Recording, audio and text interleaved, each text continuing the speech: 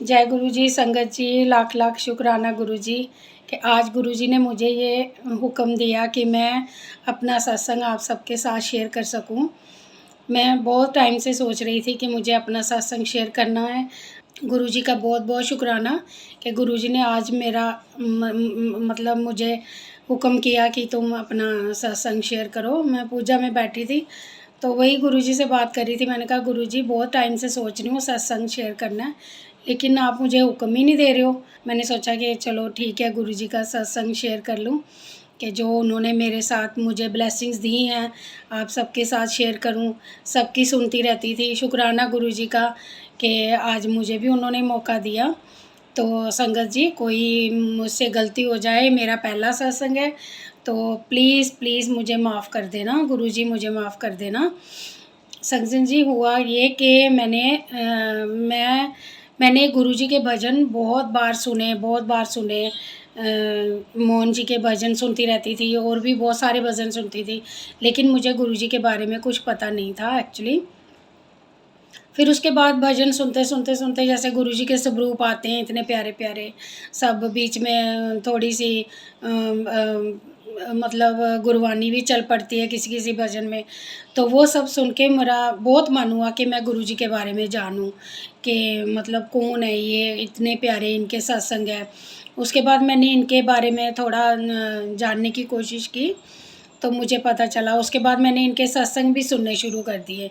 जैसे जैसे सत्संग सुनने शुरू हुए, संगत को इतनी ब्लेसिंग सब, तो मुझे भी मतलब बहुत ऐसे अट्रैक्शन होने लगी कि मैं भी मतलब गुरुजी को जानूं, इनको मानूं या गुरुजी के भजन सुनूं, ज़्यादा से ज़्यादा इनके सत्संग सुनूं।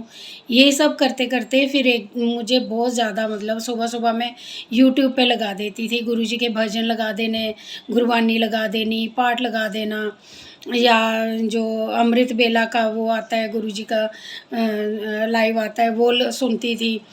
तो ऐसे ही सुनते सुनते मैंने एक बार मुझे ऐसा हुआ कि मुझे गुरुजी का स्वरूप घर पे लाना है, लेकिन संगत जी मुझे पता नहीं था कि गुरुजी का स्वरूप खुद से नहीं लाना होता है। मैंने अपने हस्बैंड से बात की, मैंने कहा मेरा बहुत मन हो रहा है कि मैं गुरुजी का स्वरूप लाऊं। तो कहते हैं इसमें कौन सी बड़ी बात है, आप ले आओ। जैसे रोज़ पूजा करते हैं वैसे उनकी भी पूजा करेंगे।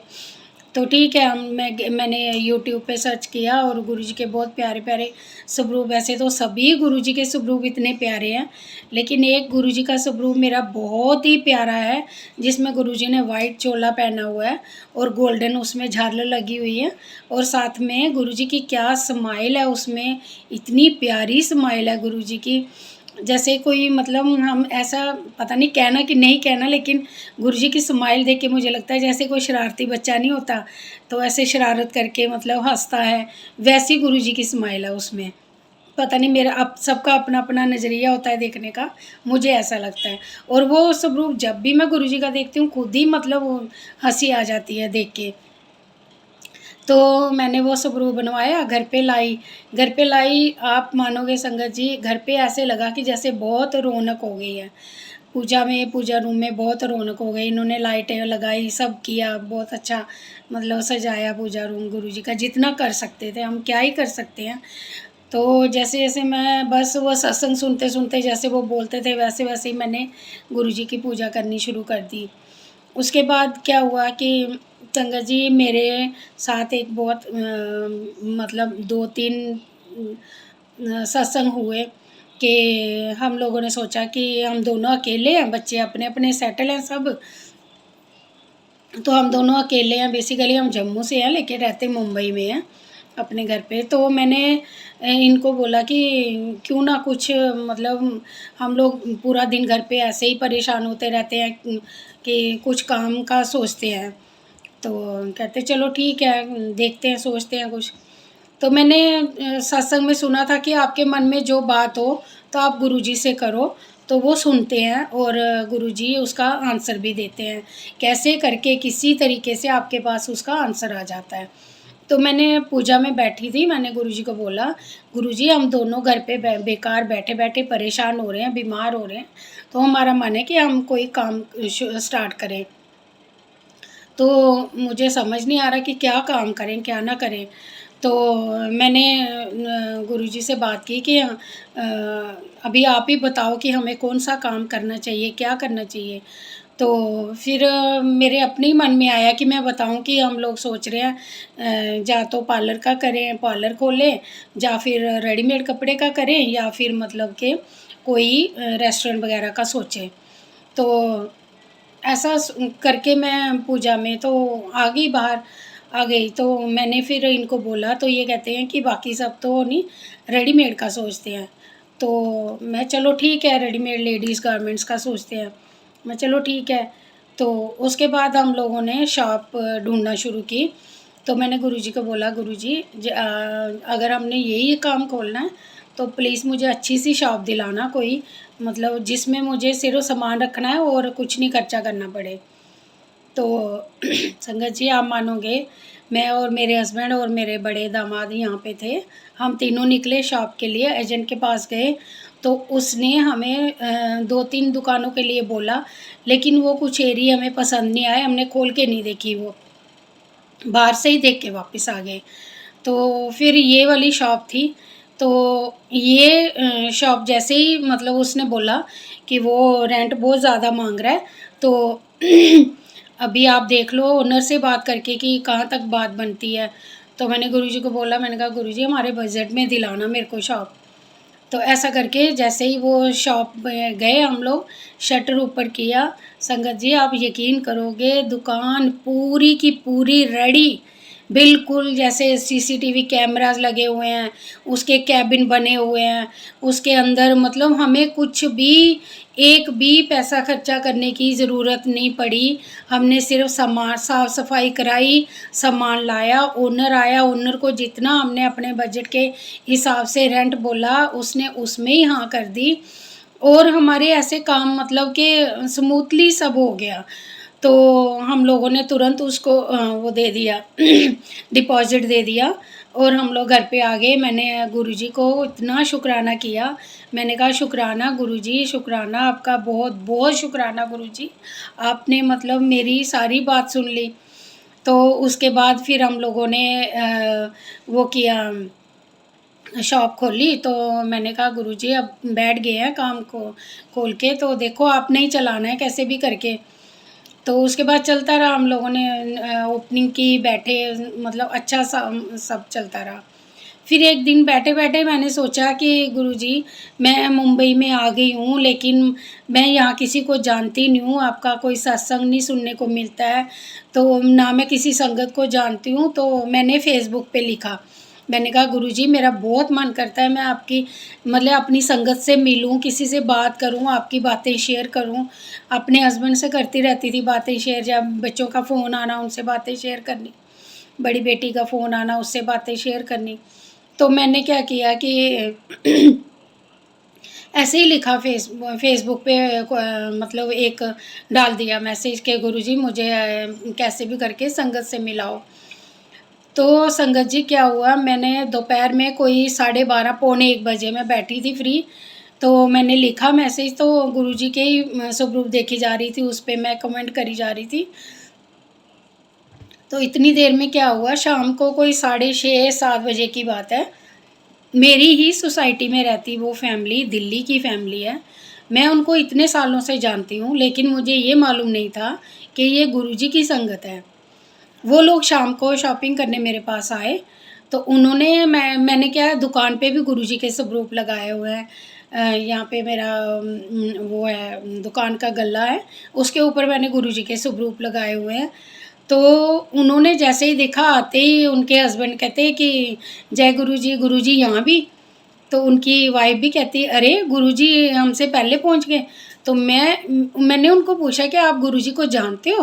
वो कहते हैं, "हम दिल्ली के हैं भाई, हम तो गुरुजी के बड़े मंदिर भी जाते हैं और गुरुजी को बहुत सालों से जानते हैं।" जय गुरुजी, मैंने ना फटाफट मतलब इतना शुक्राना किया गुरुजी का, संगत जी आप यकीन नहीं करोगे मेरी खुशी का कोई ठिकाना ही नहीं। मैं मतलब इतनी खुश कि उनको मैंने उनको ये मतलब कपड़े वग़ैरह दिए, उन्होंने ख़रीदे मेरे से और खुशी-खुशी में मैंने बिल भी गलत बना दिया। और इतने पैसे उनसे कम ले लिए, और ये भी इतने खुश के सुबह ही तूने मैसेज डाला, और देखो आज अभी गुरुजी ने इतनी जल्दी सुन ली कि उन्होंने संगत से भी मिला ली। मैं उनको देख के ही इतनी खुश होगी कि जैसे मुझे पता नहीं क्या खजाना मिल गया। बाद में उन इन्होंने फिर हिसाब किया, बिल देखा, जैसे कहते तूने एक्साइटमेंट में उनसे पैसे कम लिए हैं। मैंने कहा अच्छा चलो कोई बात नहीं, वो देखेंगे घर जाके, बिल तो बोल ही देंगे कुछ ना कुछ। तो इतनी देर में दूसरे दिन उनका मुझे मैसेज आया, कहते रेनू जी आपने ये खुशी के मारे हमें इतने कम पैसों में कपड़े दे दिए, क्या बात है। मैंने कहा हाँ मैंने भी बाद में देखा, तो चलो कोई बात नहीं, आप कहते हमने आना है शाम को, हम पेमेंट कर जाएंगे। तो ये एक सत्संग मेरे साथ हुआ। उसके बाद संगत जी मेरे हस्बैंड का को ना डायबिटिक है, बहुत बहुत कोई 2012 से इनको है डायबिटिक। तो ये मतलब इंसुलिन भी ले रहे थे, मेडिसिन भी ले रहे थे, उसकी वजह से इनको यूरिन इन्फेक्शन भी हो गई थी बीच में, बहुत बीमार रहे ये। तब जम्मू में थे हम, तो बहुत बीमार रहे ये। उसके बाद इनका डायबिटिक मतलब यही रहता था 260 सुबह का, और खाने के बाद का इनका 300 350, कितनी बार तो 400 तक भी हुआ। यहाँ पे आके भी वही चल रहा था सब, हम बहुत परेशान थे। तो मैंने संगत के सत्संग में सुना था कि जो मतलब गुरुजी के मंदिर नहीं पहुंच जा सकते हैं, तो वो क्या करें कि घर में ही तांबे का गड़वा लेके, नीतन अंकल के सत्संग में सुना था मैंने, मैं उनके बहुत सत्संग फॉलो करती हूँ। तो मैंने उनके उसमें सुना था कि जो संगत गुरुजी के मंदिर नहीं आ सकती है, दूर हैं, तो वो क्या करें कि घर पे ही तांबे का लोटा लेके गुरुजी के स्वरूप के आगे रख के, और गुरुजी का मंत्र जाप करके, तो उसके बाद वही जल प्रसाद समझ के आप ले सकते हो। वही समझो उसमें गुरुजी की बहुत सारी ब्लेसिंग्स आ जाती हैं, और आप वो ले सकते हो जल प्रसाद।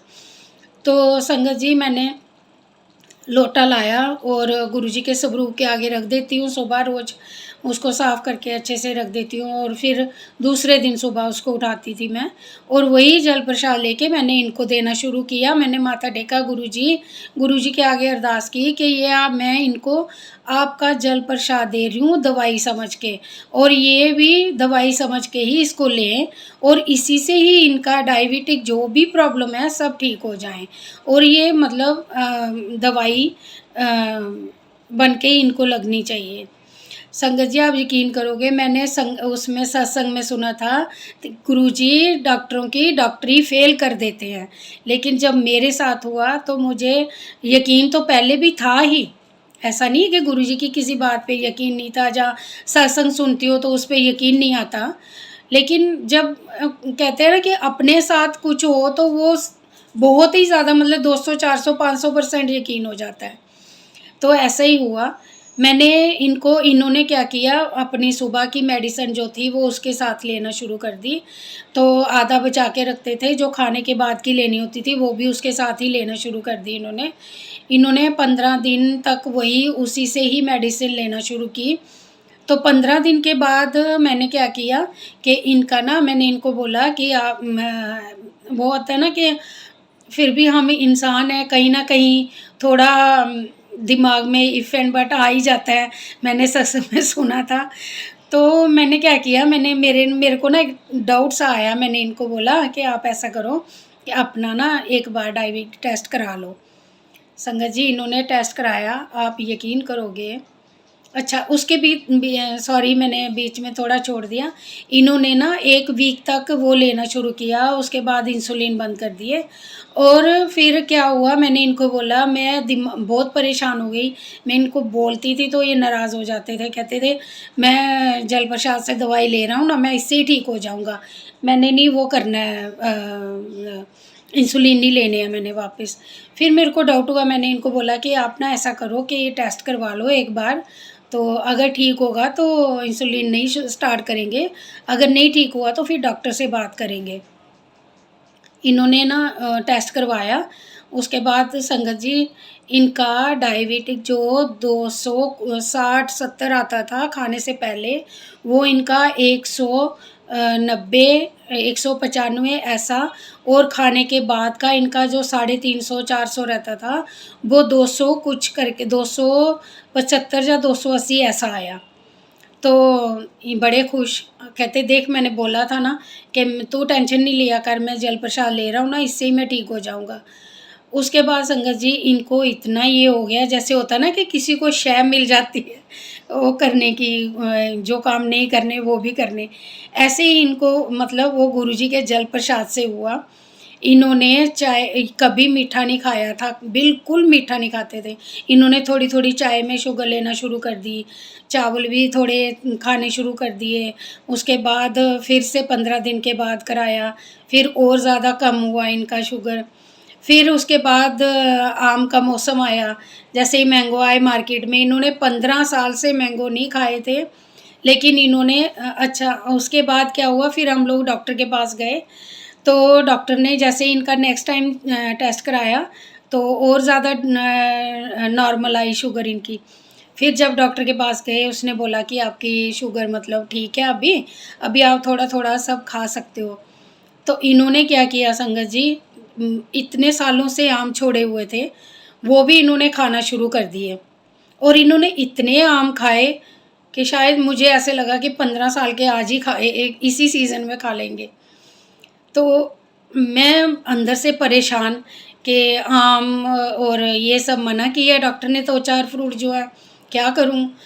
तो सुने ना मेरी बात, यही बात, मैं जल प्रसाद ले रहा हूँ ना, वो है ना गुरुजी, मेरे को कुछ नहीं होगा, मैं ठीक हो जाऊँगा इससे ही, मेरे को कुछ नहीं होगा, मेरे को टोकना मत, गुरुजी नहीं मना कर रहे हैं तो तुम क्यों टोक रही हो?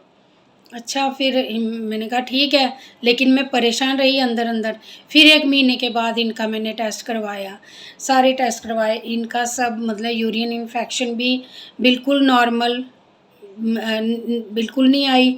उसके बाद इनका शुगर जो था, वो भी एकदम बॉर्डर लाइन पे। अभी 3-4 महीने से वही चल रहा है।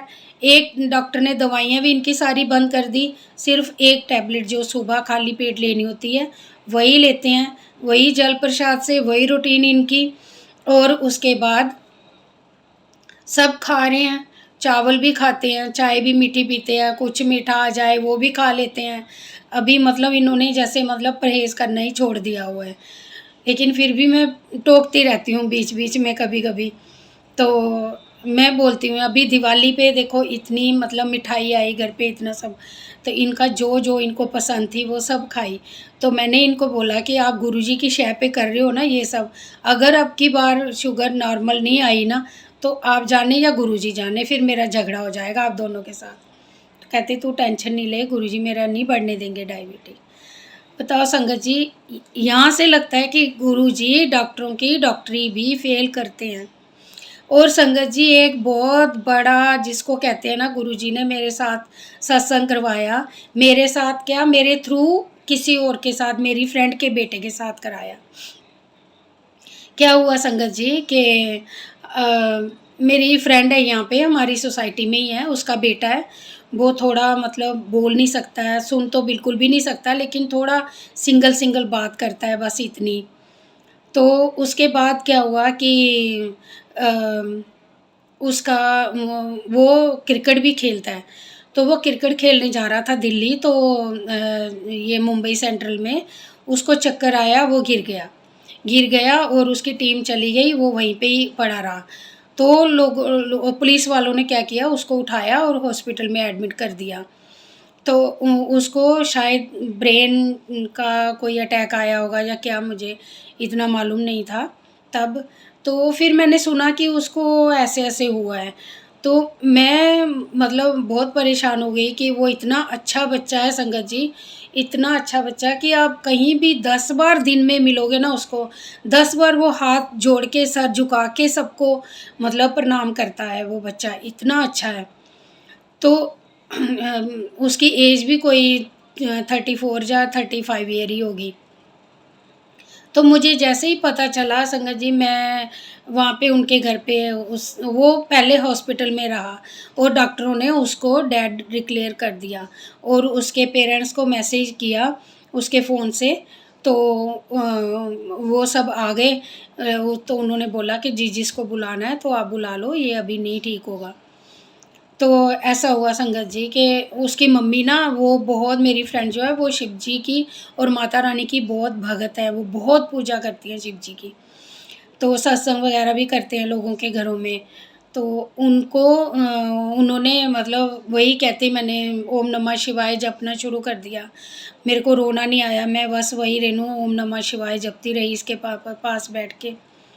तो उन्होंने जब 15-20 दिन वो हॉस्पिटल में रहा, और उसके बाद क्या हुआ कि उसको वेंटिलेटर पे रखा, 8-10 दिन वेंटिलेटर पे रखा, उसके बाद उसको वार्ड में शिफ्ट कर दिया। लेकिन 15-20 दिन के बाद उसको जब डिस्चार्ज हुआ, वो थोड़ा-थोड़ा ठीक होने लगा, उन्होंने घर पे भेज दिया। यहाँ से बहुत दूर है उनका हॉस्पिटल, यहाँ पे वो एडमिट था, तो इनको बहुत परेशानी हो रही थी, तो इन्होंने उसको डिस्चार्ज करवा के घर ले आए। और उसके बाद फिर जैसे ही मुझे पता चला, मैं उनके घर पे मिलने गई उनसे। संगत जी पता नहीं क्यों, मतलब हम 3-4 मेरी फ्रेंड्स और भी गई, तो वो सब बातें कर रहे हैं, और मेरे मन में मुझे ऐसा लगा कि मैं यहाँ पे बैठ के सिर्फ़ यही ओम नमः शिवाय, शिव जी सदा सहाय, ओम नमः शिवाय, गुरु जी सदा सहाय, बस यही मेरे मन में चलने लगा, इतना चलने लगा, इतना चलने लगा। और मेरे को वो सब बातें कर रहे हैं, मैं कोई आंसर नहीं दे पा रही हूँ, बस गर्दन हिला रही हूँ, और मन में मेरे वही गुरु जी का जाप चलता रहा। उसके बाद मैं घर पे आई, मैंने शाम को जब दिया जलाया, तो मैंने कहा गुरुजी, वो बहुत अच्छा बच्चा है, वो बहुत अच्छी फैमिली है, उस बच्चे को देख के पता नहीं क्यों मुझे घबराहट सी हो रही है, आप ऐसा करो उसको ठीक कर दो, कैसे भी करके उसको ठीक कर दो गुरुजी, उसकी मतलब माँ को उसका बच्चा दे दो, इतना जवान है वो, इतना अच्छा बच्चा है, तो कैसे भी करके गुरुजी उसको, उसकी माँ को उसका बच्चा दे दो। तो संगत जी मेरे ध्यान में क्या हुआ कि मेरे मन में आया, वो मेरे मन में मैंने नहीं सोचा, वो गुरुजी ने ही मेरे मन में डाला कि एक स्वरूप लेके उनके घर पे दे आओ। मेरा मन ऐसा हुआ कि मैं गुरुजी का अच्छा सा प्यारा सा स्वरूप बनाऊं और उनके घर पे दे आऊं, उसको गुरुजी की ब्लेसिंग्स दे आऊं। तो मैंने क्या किया कि दूसरे दिन मैं दुकान के साथ में ही वो है हमारा फ़ोटो स्टेट वाला, मैंने उसको बोला कि भैया मुझे ये वाला फ्रेम गुरुजी का स्वरूप बना के दो बड़ा सा। मैंने वो बनवाया, उसको अच्छे से फ्रेम किया, और दूसरे दिन शिवरात्रि थी।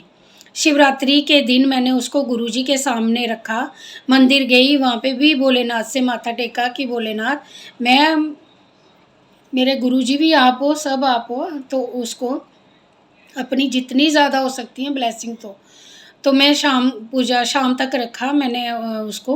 दूसरे दिन शिवरात्रि के दूसरे दिन मैंने फिर वो स्वरूप उठाया, सुबह-सुबह पूजा की, स्वरूप उठाया, मैं उनके घर चली गई। मैंने उनको बताया भी नहीं। तो मैं उनके घर चली गई, उसकी मम्मी पूजा कर रही थी। उनके घर पे गई तो मैंने बोला कि क्या कर रहे हो? तो कहती मैं पूजा कर रही हूँ। तो मैंने कहा, कहते ये क्या लाए हो?